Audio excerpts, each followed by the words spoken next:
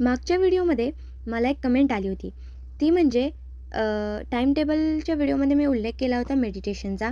So मला comment आली होती की मेडिटेशनवरती तो एक व्हिडिओ बनव म्हणून. सो आजचा हा व्हिडिओ त्यासाठीच आहे. जेव्हा आपण काम करतो तेव्हा आपल्याला बऱ्याचदा चिडचिड जाणवते किंवा छोट्या-छोट्या प्रॉब्लेम्सवरती सुद्धा आपल्याला खूप राग यायला सुरू होतो. आपण आपल्या चुकांवरती सुद्धा खूप जास्त म्हणजे आपलं लक्ष जातं, चिडायला लागतो आपण आणि अशा सगळ्या गोष्टी तेव्हा होतात जेव्हा आपल्याला मेडिटेशनची खूप गरज असते. तर आजच्या आपण या व्हिडिओमध्ये बघणार आहोत की मेडिटेशन म्हणजे काय आणि ते कसं करायचं आणि त्याचे प्रकार कोणते. तर चला आपल्या लेन्समधून बघूया या प्रॉब्लेमचं सोल्युशन काय आहे.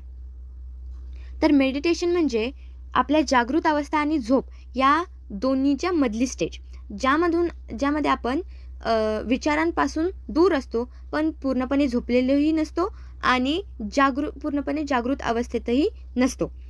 तर मेडिटेशन करताना तुम्हाला पाठीचा कणा आणि मान ताठ करून बसायचं आहे आणि बाकीचं पूर्ण शरीर रिलॅक्स सोडायचं आहे.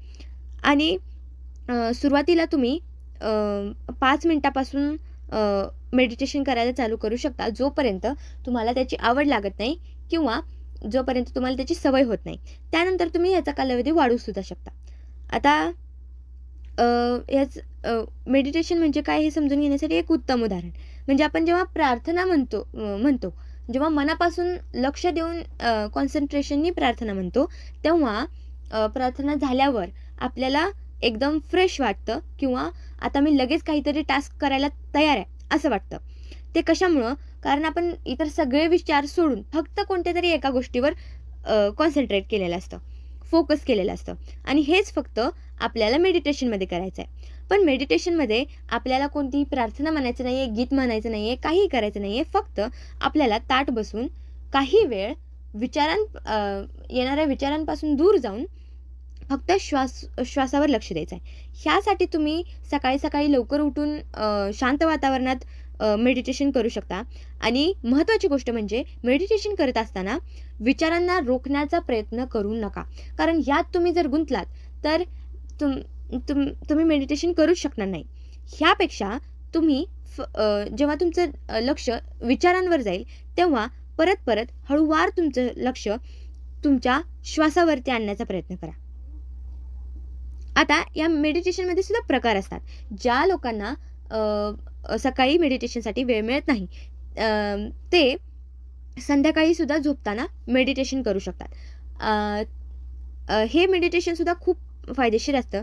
ह्यामुळं आपल्याला कोणतेही चित्रविचित्र स्वप्न पडत नाहीत, आपली झोप चांगली होते आणि मनात फक्त पॉझिटिव्ह सकारात्मक विचार राहतात आणि त्यामुळं उद्याचा दिवस खूप चांगला आणि प्रोडक्टिव्ह जातो. तर यासाठी वेगवेगळे व्हिडिओज असतात. पण जर तुम्ही सकाळी मेडिटेशन करणार असाल तर ते कधीही एक्सरसाइजच्या अगोदर करावं. कारण एक्सरसाइजमध्ये आपण पूर्ण बॉडीला ॲक्टिवेट करत असतो पूर्ण दिवसाच्या कामासाठी रेडी होण्यासाठी. पूर्ण दिवसभर आपली एनर्जी टिकून राहावी यासाठी आपण एक्सरसाइज करत असतो. त्यामुळं एकदम असं शरीरात ऊर्जा निर्माण झाल्यावर एकदम शांतपणे बसून लक्ष केंद्रित करणं आपल्यासाठी अवघड जाऊ शकतं. यामुळं कधीही मेडिटेशन करताना ते तुम्ही एक्सरसाइजच्या अगोदर करावं. आणि यामध्ये अजून एक प्रकार आहे, तो म्हणजे अफर्मेशन्स किंवा क्रिएटिव्ह व्हिज्युअलायझेशन. ह्या काय गोष्टी आहेत तर अफर्मेशन्समध्ये आपण स्वतःला एक रेकॉर्डिंग असतं ज्यात आपण स्वतःला जे हवं आहे आपल्याला जे ध्येय पाहिजे त्याच्याबद्दल की ते ध्येय आपण मिळवलं आहे किंवा आपण यश मिळवलं आहे अशा प्रकारचे रेकॉर्डिंग्स असतात.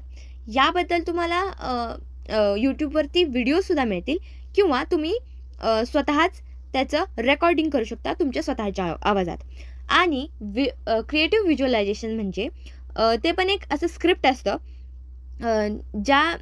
जे रेकॉर्ड केलेलं असतं आणि त्यातसुद्धा तुम्हाला जेव्हा यश मिळणार आहे त्या दिवशी वेळी तुम्हाला कसं फील होणार आहे हे त्यात डिस्क्राईब केलेलं असतं.